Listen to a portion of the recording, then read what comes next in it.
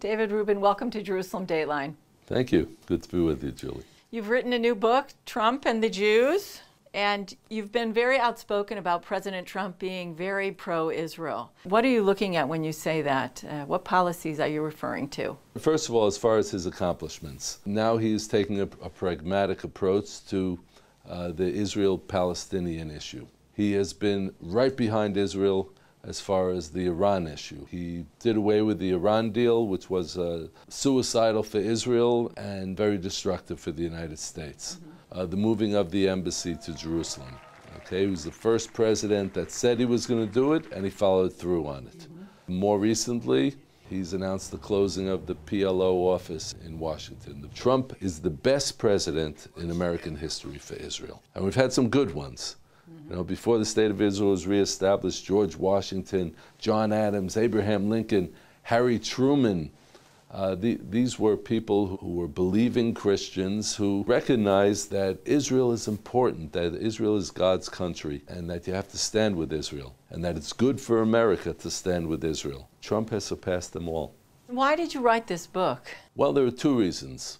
One is that people have been asking me, and I'm an American-Israeli, so I know both sides, why do American Jews always vote for the Democrats? How Israelis can be gung-ho for Trump, and how American Jews, with the exception of the Orthodox Jews in America, who are big Trump supporters, do not stand behind this president when he has done so many good things for Israel.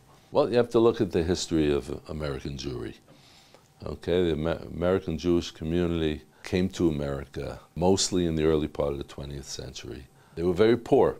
It took a long time until they started to develop, to prosper, and working long hours. They abandoned the observance of the Jewish Sabbath so that they could work. Many of them became involved with unions, and so they naturally leaned towards the Democratic Party. In addition, we had the secularization of the Jewish community. That today the Jewish community in America is the most secular of all the religious communities in the country. And because of that, they've lost their biblical roots. They're not biblically connected anymore. Their religion is liberalism. Unfortunately, what has happened to the Democrats in recent years is that they've adopted the far-left extremism, which is anti-Israel. So if Israel isn't top on your list of priorities, then you're going to go against Israel. Israeli Jews, according to the polls, really like President Trump. And the American Jews, as we've said, you know, are not so favorable towards him. So why the difference? I could sum that up in two words: Jewish identification.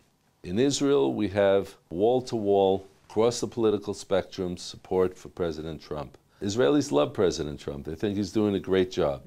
And this is where it gets really interesting, because it includes secular Israelis. Those who lean a little bit to the left of the political spectrum, they love President Trump also. They think he's doing a great job. And why is that? Because they're Jewishly identified. Okay, like I put my emphasis on, yes, the Orthodox Jews in America, but that's because those are mainly the ones who are Jewishly identified. So President Trump is on the right side of history. And the right side of history is standing with the Jewish people. We've talked about all the things that President Trump has done that have been good for Israel.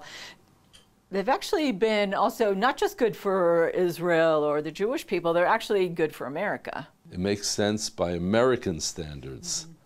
And this was one of my main points in writing Trump and the Jews, that I want people to understand by the facts on the ground, by his accomplishments, that what he is doing is strengthening the bond between Israel and America in order to help the United States of America. But we know President Trump is an America First president. He's looking first at what is good for America. That's the point. There is no contradiction between the two. So if that America-Israel connection ceases to exist, and that bond ceases to exist, then it's going to be bad for America also. Okay, David, thank you for joining us today.